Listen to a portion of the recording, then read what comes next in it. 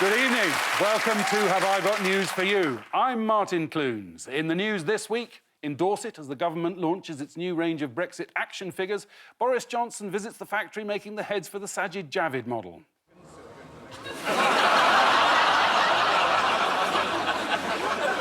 At the recent Lib Dem conference, Tim Farron enthusiastically joins in the applause as a speaker calls for even stronger support for gay rights.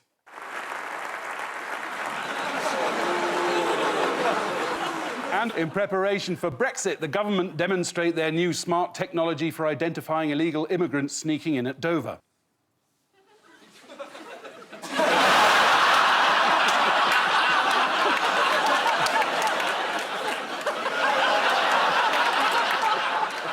On Ian's team tonight is that rarest of things, a Lib Dem MP who's been a Lib Dem MP for more than 3 months. Please welcome Layla Moran MP.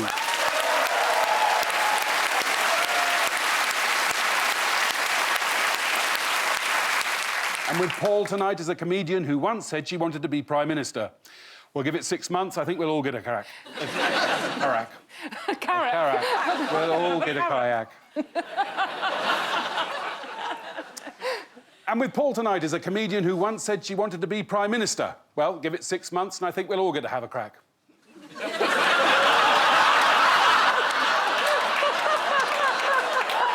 we say have a go? Have a go, all right, yes. It does, I mean, it's... anyway. And with Paul tonight is a comedian who once said she wanted to be Prime Minister. Well, give it 6 months, I think we'll all have a go. Welcome, Sara Pascoe.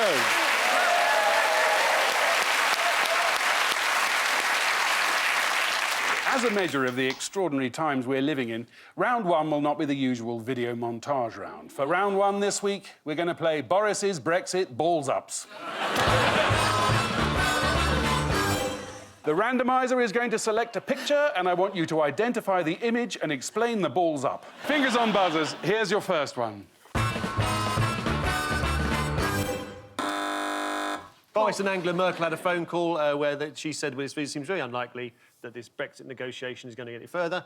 And Number 10 leaked the details of this. I heard the BBC News say this week it looks increasingly unlikely. I'm not quite sure when it looked likely that we were going to be having a Brexit deal. The conversation was leaked to The Spectator by a source in Number 10.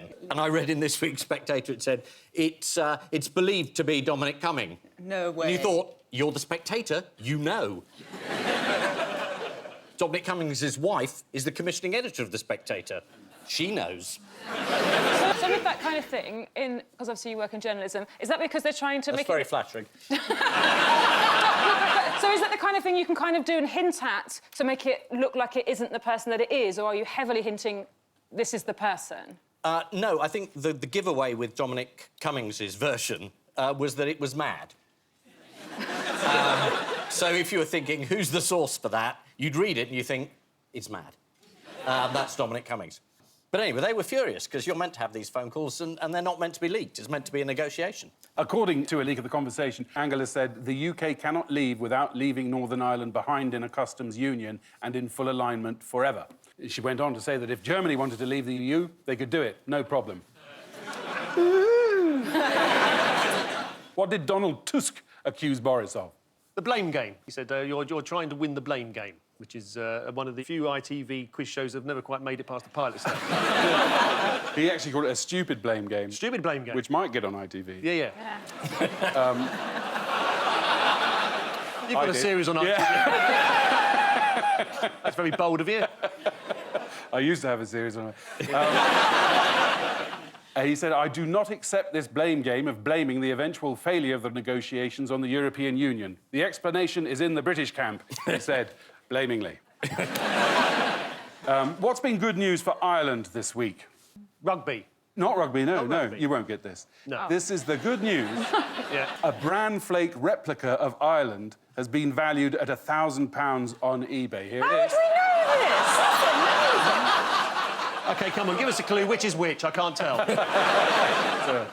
If you nibble off the top, then that's what the DUP want. Oh. Yes, nothing like bran flakes for easing that tricky backstop.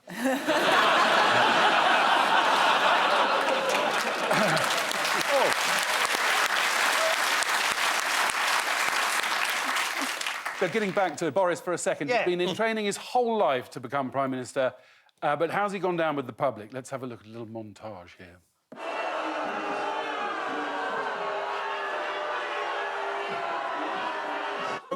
You should be in Brussels negotiating. we have been negotiating. You are not. You are immorally.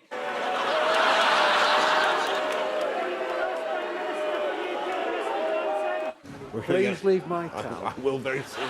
Here in Uxbridge today, Boris Johnson's constituency. Do you ever mention that name in front of me, that filthy piece of toe rag?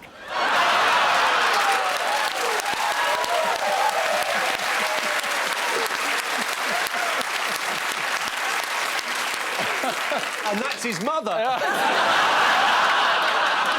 It's very interesting where the derivation of toe rag. Yes. Yes. What is it? Well, it was a thing used to clean the rope where you were towing someone. I thought it meant, you know, sort of something that you went to the... Cleaned off your athlete's foot. Yeah, exactly. Oh, no, I thought it was what they... So in the rags, when they'd been finished using, that's what the kind of sailors and boat people would then use after they'd been to the toilet, I thought. Right. But this Why might haven't just we be a got a- rumour. Cummings told me. Is there anybody here stockpiling anything in case of Brexit? Toilet paper. You are? My neighbour is, and I've been told I've got an in if I need it. Yeah. My sister's diabetic, and I thought it'd be quite sensible, just because you hear these things, like, oh, obviously she dies if she doesn't have insulin, so we can get some insulin from America, but you have to still have a prescription. So I tried to get her to give us a prescription, and she replied, "Lol, I voted leave, I'll deal with the consequences." Which I admire. Wow. In other news, which leisure activity is expected to experience a boom because of a no-deal Brexit traffic jam? Oh, dogging. Oh! Yeah. I saw this. Now we get on to the Lib Dem speciality. People are going to be waiting around for a while and might have needs. And No, yeah, it won't be the people in the cars, they're just going to be stuck there as the audience. It's the doggers. They know where they can find an audience now. So it's them. I don't think people will be like, I'm so bored. I know what I'll do. I'll Waiting have sex for with a this tariff stranger next check. to a tree. In front of a load of strangers. Yeah. Yes. Yes, this is the news, that we're now in the very final straight of Brexit. In his phone call to Angela Merkel, Boris Johnson said he needed her to help us get the boat off the rocks. That's not the first time he's made an early morning call to a lady asking for a little tug.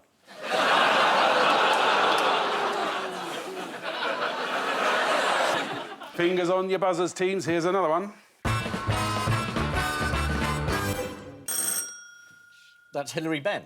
Yeah. Who brought the act in Parliament saying that Britain won't accept a no deal and Boris has to write a letter getting an extension if we don't have a deal by October.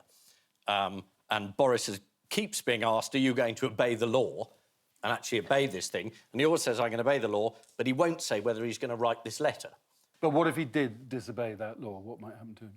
Well, I mean, again, he would be breaking the law and then he'd go back, presumably, maybe not to the Supreme Court because they've had enough of him, but he'd go to some court. And say, I'm entitled to break the law because I'm Boris Johnson, which is not in the Constitution. What would Parliament do? The main thing is to avoid no deal. That letter must be sent and the extension must be granted. Everything And then else he goes comes to second. jail. Right, then you'd have to get a new government, a new acting Prime Minister.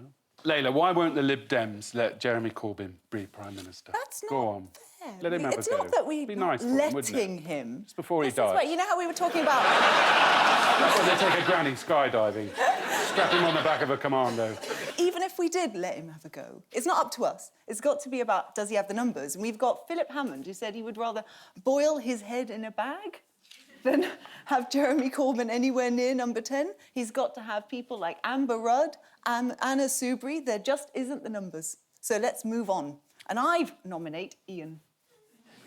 Don't you think? Yeah. Wow. Are we present at the start of something here, Ian? I think so. 6 I think people you agree could with command. you. Yeah. I think you could command the will of the House, don't you? Are you drunk? They're really undermining. I mean, is it true that the Lib Dems will take anyone so long as they don't know what they Absolutely stand? not. David Cameron. Oh, God. No, because you're in coalition with them. No. That would be unthinkable. How about Jeremy? What if Jeremy just shipped out, had enough? Jeremy Corbyn? Yeah, and said, I'm a Lib Dem. Well, he does have an allotment. Also, this week, the independent group's Heidi Allen became the 7th MP this year to join the Liberal Democrats alongside former Conservative and ex-Labour MPs, making the Lib Dems the political equivalent of WeBuyAnyCar.com. What other secret documents have been unearthed this week? What, generally? Yes, the Evening Standard discovered that in 2015, Boris Johnson wrote a script for an adventure film that he hoped would star Scarlett Johansson or Angelina Jolie. Yes. Wow. This is so exciting. Yes. So it was, he had the idea it was going to be like an archaeologist with a young woman, wasn't it, going around, and it was rejected. Johnson states that the male lead, Marmaduke Montmorency Burton, should be played by a Clooney Eastwood Connery type in his 50s alongside a gorgeous yet scholarly female lead. And should this Clooney Eastwood Connery type have messy blonde hair? Yeah. Or Clunesy. I'll do it. Yes, this is the Ben Act that Boris Johnson is thought to be planning to disobey, ignore or somehow weasel his way out of. The current constitutional crisis means the Queen may be put in the awkward position of having to choose the next government, which she will decide based on who can bring economic stability and who will stop Andrew being extradited to the United States. Johnson has insisted on referring to the Ben Act as the Surrender Act, while divisive terms like betrayal and treachery have conjured up images of World War II. Though, of course, the big difference between Brexit and World War II is that World War II only lasted 6 years. Also, this week, it was revealed that Boris Johnson has written a screenplay for an action film set in the Middle East. Presumably, in the story, our hero charges into Iran, finds a British woman being held hostage against her will and gets her sentence increased. Who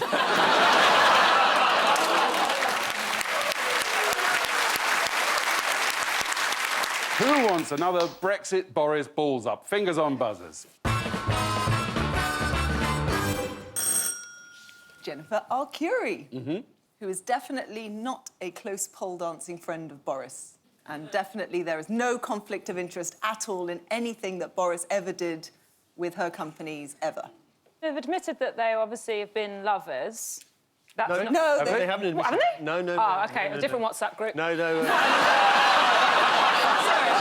no one... What I mean is no one knows, and... He took her around some of the sites of London, apparently. Oh, I see. It's like... Up the gherkin. She went on the Piers Morgan show. She was given a chance to deny it. Yeah. 6 times she didn't deny it. She said, Yeah. I'm not going to weaponise this by giving an answer.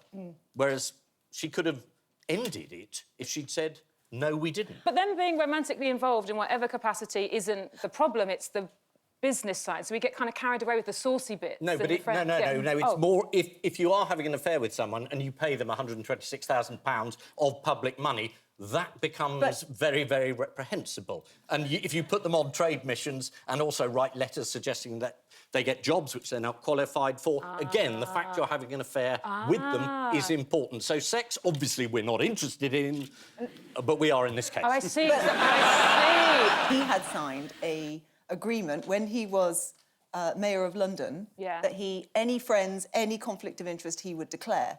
And there has been nothing ever declared about her, but she's definitely gone on these trade trips. You have to sign something saying, I'll tell you if I make a friend. If you make a friend and give them money, I think that's fair, don't you? It's taxpayers' money. I give loads of my... Oh, yeah, taxpayers' money. OK. She gave a number of reasons for the visit. One, she said, so that we could bounce some ideas around together. He just wanted to learn about technology, mainly how to turn off that Find My Phone tracker. And she also said, why wouldn't he want to visit me? I had the best fucking flat in East London. Bit of a giveaway calling it a fucking flat.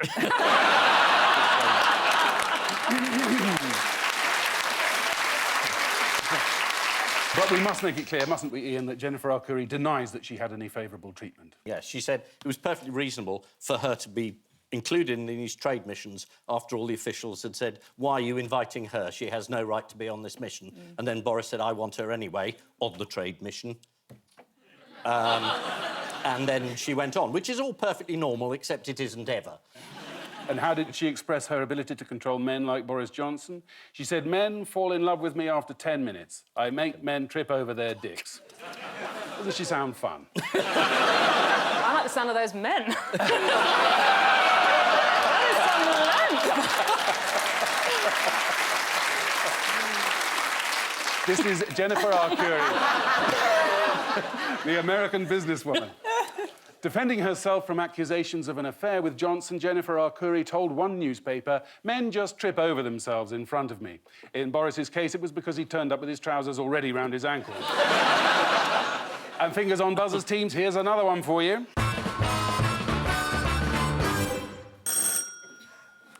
It's Rory Stewart. Oh, there you go, thank you. But I don't recognise yeah, him. he's just left the Tory party. He's going to run as Mayor of London. Who was one of the 21 rebels who voted to block a no-deal Brexit and was subsequently kicked out of the party, thus reducing Boris's majority still further. He's got no chance of getting anything through. I'm not even sure he's technically Prime Minister. Michael Gove described him as a winner when he'd lost 6 votes in the House of Commons. I'd hate to see a loser. and Rory's given up. He's given up politics completely. He's going to become Mayor of London. Yeah. Underneath Rory's bumbling exterior is a hard-living Vin Diesel sort of character ready to win people over with his sheer force of personality. He's going to seize this capital city and rock it. Let's have a look at him in action. What's your favourite London boozer? My favourite London boozer? God, I'm not a big boozer. It's a terrible question. Okay, you don't have to have, alcohol in a pub. But... You don't have to have alcohol. No, I like... I'm afraid I'm a kind of guy who spends his time going to Pret-a-Manger.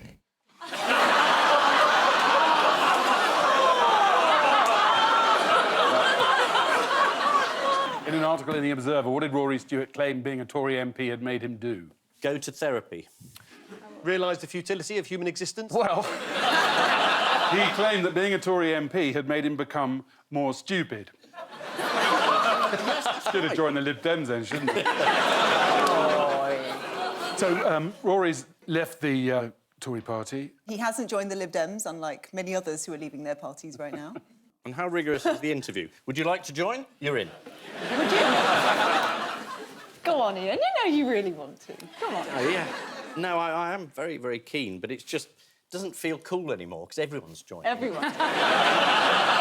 Would it make you feel better if we said we won't have you? Is it like one of That those? would be great. I will only let. He is the only man in this studio, I bet, though, who's got a tattoo of Lloyd George in his upper arm. You said you would never betray the WhatsApp group. How does it feel when they come over?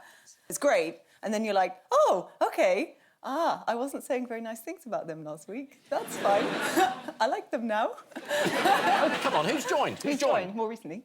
So we've got, well, Sara Wollaston, Sam Jima, Angela Smith, Philip Lee, Chuka Amuna. Well, Chuka's always been a big fan of the Lib Dems.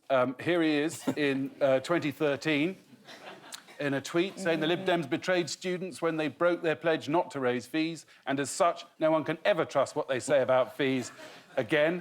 Also, later on in 2013, he said, Vince Cable talks about increasing the minimum wage, but you can't trust a word the Lib Dems say. And in 2014, Lib Dems, in the form of Paul Burstow, have taken it to a new level today. How can anyone trust a word they say? And in 2017... whatever common ground we may have with the Lib Dems and some Tories on Brexit, I can't forget what they've done to my area. Well, he's moved area now. Yeah, there you go, then. OK, I think we're getting bogged down. OK. I am. If you... I've taken my slippers off. Yeah. He has. Anyway, surely...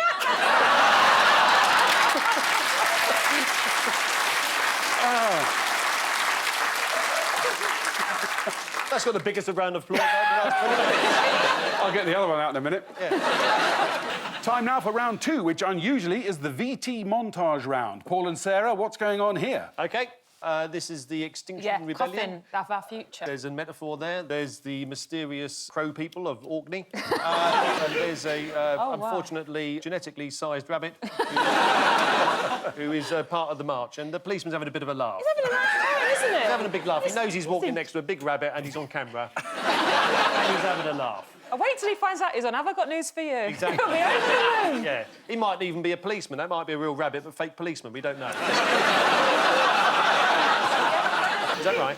Yes. What was the first thing? Extinction rebellion. Yes, that's right, yes. What have they been doing to make their point? Gluing each other Yes. to the street. Well, they turned up in London and said, we're going to close down Westminster, and I thought, we're too late. Do you know what they did do, though? They said they bought a tree for every MP. So we had to go over across the way, pick up this tree, and you had all these MPs walking around with these little saplings grinning wildly at each other, going, oh, yours is lovely. Oh, mine's wider than yours. It was really sweet.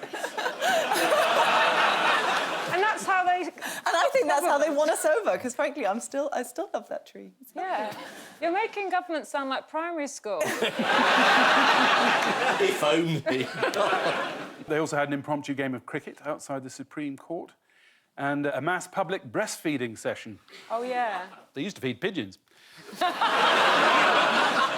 Similar protests earlier this year, police were criticised for being too friendly towards the protesters, which they've changed. How have they changed that this time? Well, they've arrested more people, but, I mean, it still seems remarkably friendly. I mean, the Prime Minister was very cross, and he said that this rebellion should be treated with the full force of the law. He just doesn't get irony, does he?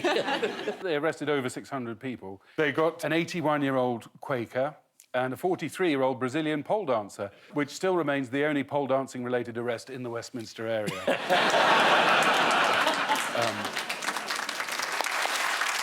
And what did Conservative peer Lord Alexander Andrew MacDonald Fraser, Baron Fraser of Corrigarth, do to tackle the protesters? He went out in the street in his bathrobe because they were banging a drum outside his window. And he went out and he was incredibly cross, and then he got the drum and he banged it himself. And then he said, this is fun. Do we have footage of that? We've got a picture of Lord Fraser, Oh, yeah. excellent. You can't quite see, but he's shaking his fist. That's old school. And then he flashed. What did Boris have to say about the protests and the protesters? Uncooperative crusties. Yeah, that's right, yes. What they used to call the House of Lords. He said it was time for them to leave their hemp-smelling bivouacs. How did Extinction Rebellion attempt to kick off the fortnight of protests? They attempted to use a fire hose with red sort of blood water all over the... Was it the Treasury? Yeah, well, Yes. Here's a clip.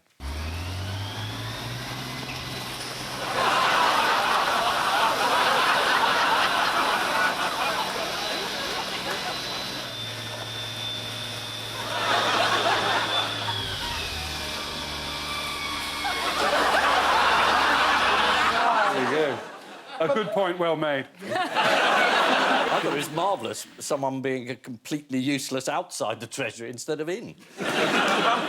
One British company has invented a new product to help the environment this week. Does anybody know who it is, what it is? No. Brewdog have launched a new half-and-half burger. It's called the Hybrid Burger. It's half dog, half... it's one beef patty and one vegan fake meat patty served in a bun with vegan cheese, and it's been invented to help the environment. Sarah, what's the point of that? Well, the really stupid thing, and I say this as a vegan, so I absolutely know what I'm talking about. You should never, ever try a vegan product after you've recently had something not vegan. After about 10 years of veganism, it all starts... You go like, no, it tastes just like cheese, honestly. And it doesn't. Is it like a sort of Prius of hamburgers? I don't know what a Prius is. What's a car? It's a sort of hybrid car. So a Prius is half car. Half car and half antelope. Why is the top bit green? I think it's because it's disgusting. Oh, I see. I just think they've made it as disgusting as possible. I don't know what that is at the top. Is that chips or hair? Onion. Onion? There's too many onions in it. Everything about this is awful. They're a bit pointed. It could be crabs. Someone stabbed it. Yeah. They were so angry. Yeah. Does anybody know what Vladimir Putin had to say about Greta Thunberg? Probably something not very nice. Watch out for the doorknob. Oh, yes, very bad taste. Oh, I get it. No, he's not that taken with her. During a recent speech, he said, I don't share the excitement about Greta Thunberg, going on to describe her as a poorly informed teenager. And speaking of Putin, where did he unexpectedly turn up recently? Walthamstow dog track. Does he only He stand came out us? trap 6 and won. In the meat section of an Aldi in Croydon. Let's have a look. That's uncanny, isn't it? But with that in mind, why don't we play... Celebrity Faces in Unexpected Places. I'll show you a celebrity and I want you to tell me what unexpected place they turned up in recently. OK. Fingers on buzzers. Yeah. Here's the first one. Ed Sheeran. He was in a BAP in Hounslow. So close, but I can't give you that. No. It was a Malteser. Oh! What? Yeah. Do you see? That's stretching it. Well, This game is stupid. Yeah. Next one. God Almighty. God Almighty, yeah. OK. Yep. In our hearts? Yeah, and our hearts and our souls. A BAP in Hounslow. No, in a cloud. Look. God. This is terrible. Yeah! Hang on, it's about to get really good, Ian. Is it? Hulk Taking his Hogan. time. Hulk Next. Hogan, yeah, Yep. OK, Hulk Hogan. There he is. Yeah, good. Right. Now, is that the real person or is that a BAP in Hounslow? Let's have a look.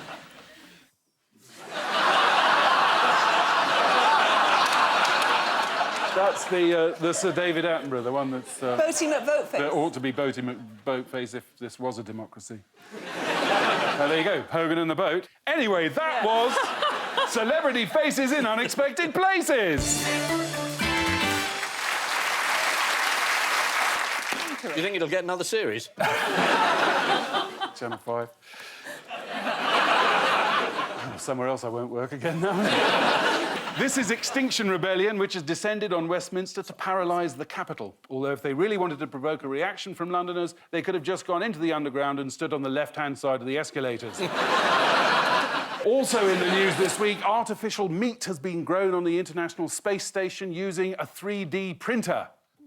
I don't know when they'll be commercially available on Earth, but just to be prepared, I booked a table for two at Ryman's. Ian and Layla, take a look at this.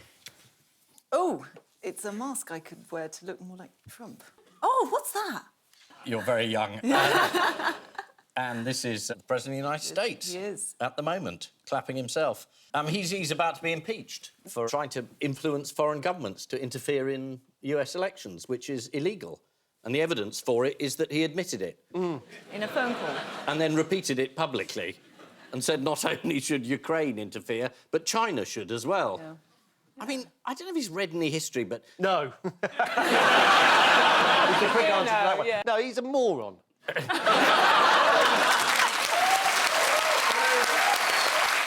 the end, he didn't really think that what he had done was wrong. So therefore, he produced his own evidence. He's self-impeaching. I mean, I'm not saying he talks out of his arse, but every time he sits down, his voice is muffled.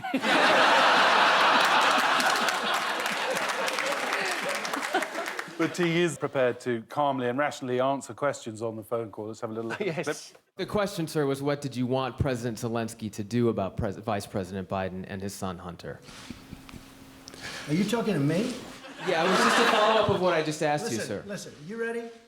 We have the President of Finland. Ask him a question. I have one for him. I just wanted to follow up on the one that I asked you, which was... Did you hear what me? Did you want Did you him hear to... me? Yes, Ask sir. him a question. I will, but... I've given you a long answer. Ask this gentleman a question. Don't be rude. Don't be rude. What's Trump done to try and distract attention from the impeachment? Oh, he started a war. Elaborate. Well, he had a phone call with another sort of dictator from Turkey. And obviously, I don't think he thinks much. And the other guy said, do you mind if I invade Syria and attack the Kurds? And Trump went, no, go for it. Good idea. And then got off the phone, and then it happened. And everybody else in America, all the people said, they're our allies. They just won the war for us. Don't do it. Oh, but he had a justification, didn't he? What was he said that? the other day, he said, well, you know, the Kurds, where were they in World War II? They didn't help us at Normandy. Because, well, they don't live in Europe. They also kept mighty quiet about the gunpowder plot, so... He tweeted a warning to Turkey not to take things too far, saying, as I have stated strongly before, and just to reiterate, if Turkey does anything that I, in my great and unmatched wisdom... considered to be off limits, I will totally destroy and obliterate the economy of Turkey. I've done before. They must, with Europe and others, watch over. So that's cleared that up. He's missing the safe pair of hands of former press secretary Sean Spicer. Anybody know what he's up to at the moment? Strictly Dancing with the Stars, it's called in America. That's right, yeah. Dancing with the Stars. He appeared in some very pink outfit doing the a rumba or something. Want to have a look? Yes, please. Here we go. No, it was green. It was green.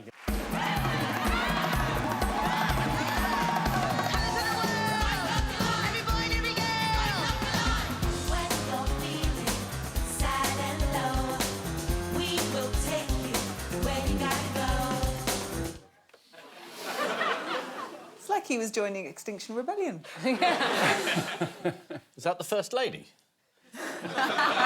This is the news that America has finally come round to the idea of impeaching Donald Trump. Donald Trump has defended his foreign policy in the Middle East, saying the Kurds didn't help us with D-Day. Using that logic, it's bad news for Shawadi-Wadi as they didn't lift a finger in Vietnam. Following the invasion of northern Syria, President Trump has threatened Turkey with economic ruin, which many assume means he's going to buy it. Time now for the odd one out round. It's just one between you this week. Your four are Edward de Vere, David Cameron, Helena Bonham Carter, and Michael Owen. It feels to be about books because Michael Owen has got in trouble with Newcastle because of things he said about the city in his recent book. David Cameron recently had a book come out. Yes, he and did. It's too long. But he offended the Queen. He also in the book. offended the Queen. Yeah. Oh, did People he? have been Helena- offended, yeah. And Helena Bonham Carter is Princess playing Margaret. Princess Margaret, and Yeah. also offended the palace because she said that they liked it or something. No, she Oh, said I Princess thought- Margaret from Beyond the Grave liked it. Helen Bonham So Carter they've says... all but- offended royalty apart from Michael Owen who offended Newcastle. They've all embarrassed themselves in front of royalty. Yes, quite right, right. Oh. Yeah, yeah. Except for Helena Bonham Carter, who claims that Princess Margaret told her from beyond the grave that she could play her in The Crown. Yeah. Yeah. And De Vere, he was flatulent, I believe. He was. In front of the Queen. Yes. Yes. And in those days, it wasn't a one-to-one with the Prime Minister. Do what you like now. But he was sacked and exiled and removed from court. Yes, quite right. Edward de Vere, the 17th Earl of Oxford, is said to have farted in front of Queen Elizabeth I. At the time, court etiquette dictated that you quickly cover the smell by burning a Catholic. Do you know what Princess Margaret, specifically from Beyond the Grave, asked Helena Bonham Carter to focus on in her performance? She said she had to get the smoking right. Is it difficult to get the smoking wrong? Wrong way round. So if you have the lit side in your mouth, Oh, right, yeah. it really burns your tongue. In your ear Yeah. or something? What has David Cameron admitted to doing when he was in the presence of the Queen? for He the first swore, time? Yeah. But he also revealed their private conversations. which he shouldn't do. The palace was furious. He kept saying that he'd asked her to help over the Scottish referendum, and they take a dim view of this. Quite right. According to the Daily Telegraph, Theresa May says she will never write a tell-all book like David Cameron, but may do one on walking. Apparently, she's already negotiated a deal with the publishers. She's going to give them £39 billion. How did Michael Owen get what he calls bollocked by the Queen? Ian? No, I've no idea. No idea. Well, according to his autobiography, he took his hat off when the Queen walked into the royal lift, to which the Queen said, "If you put your hat back on, we might all fit in." Michael also said, to this day, I have absolutely no idea if she was joking. Did she think they could all fit in the hat?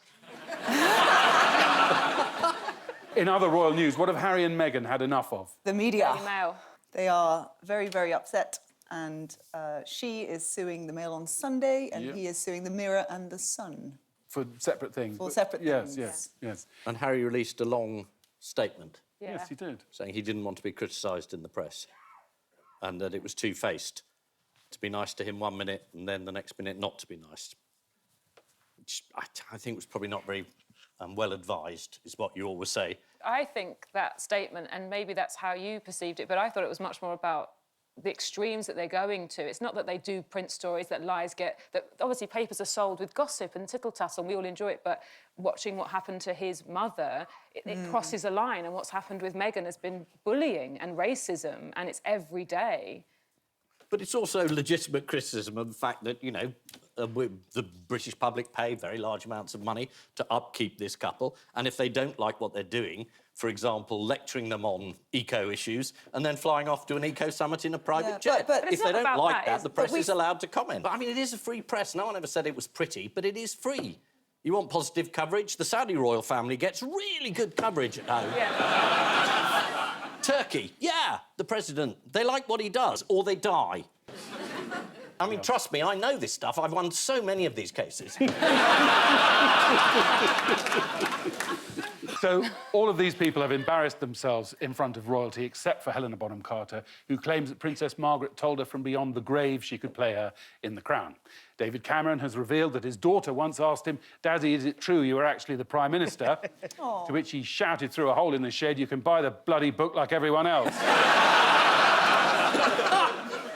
Arch-Tory Eurosceptic Mark Francois said he wouldn't be buying Cameron's memoirs because I went to the index, I went down to F, and I looked for my name, and it wasn't there. Should have looked under C, mate.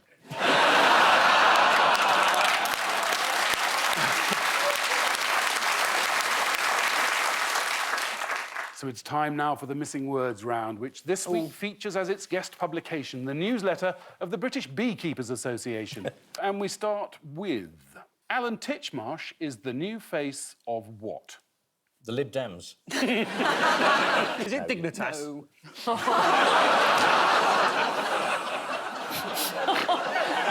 Is it? Because he has that effect on me, I tell you. It's Adidas. What? What? There he is. His children look nice.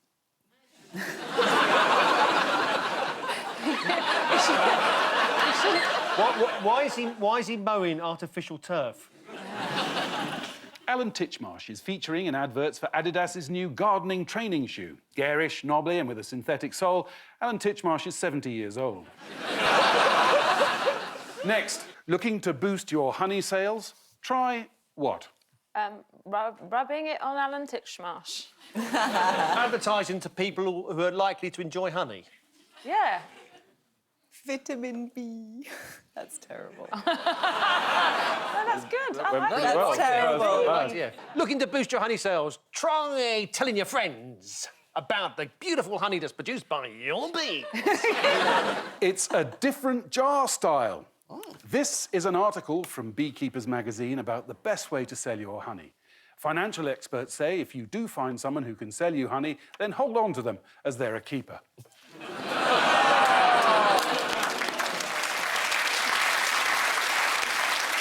Next, Nigeria's oldest what dies at the age of 344? Liar.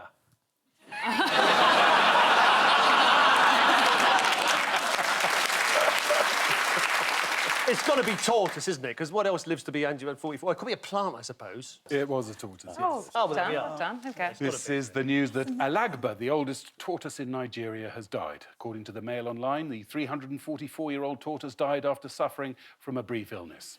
She survived 15 kings, 9 queens, and 1 Rolling Stone. Next, the good thing about holding the National Honey Show near London is what? Access to the M20 hive.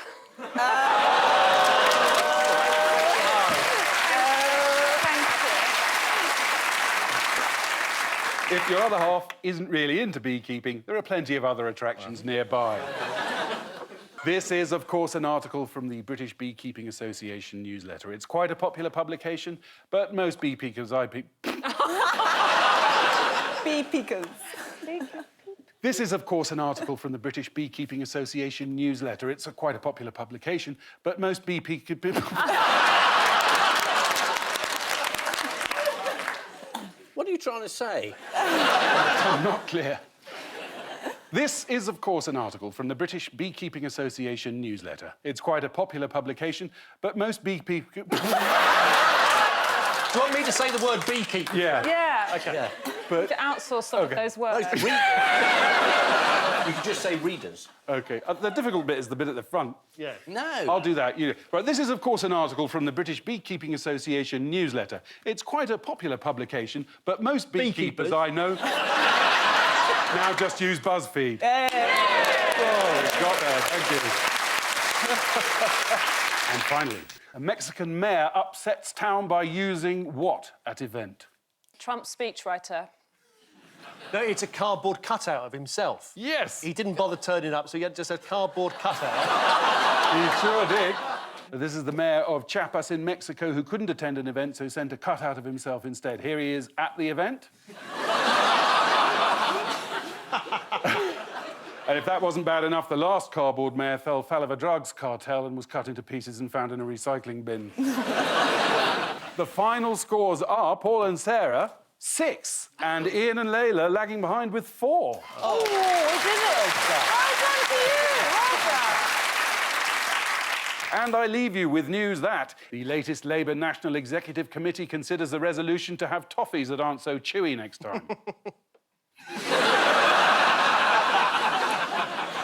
At Horse Guards Parade, organisers realised it was a mistake to let the Duke of Edinburgh drive himself to the event.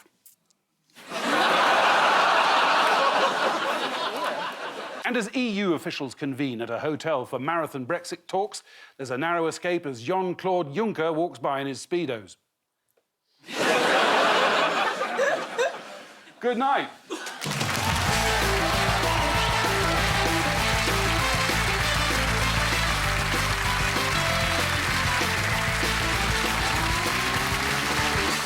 Well, with help from comedians, a new podcast from Radio 4 delves into the past. You're Dead to Me on BBC Sounds.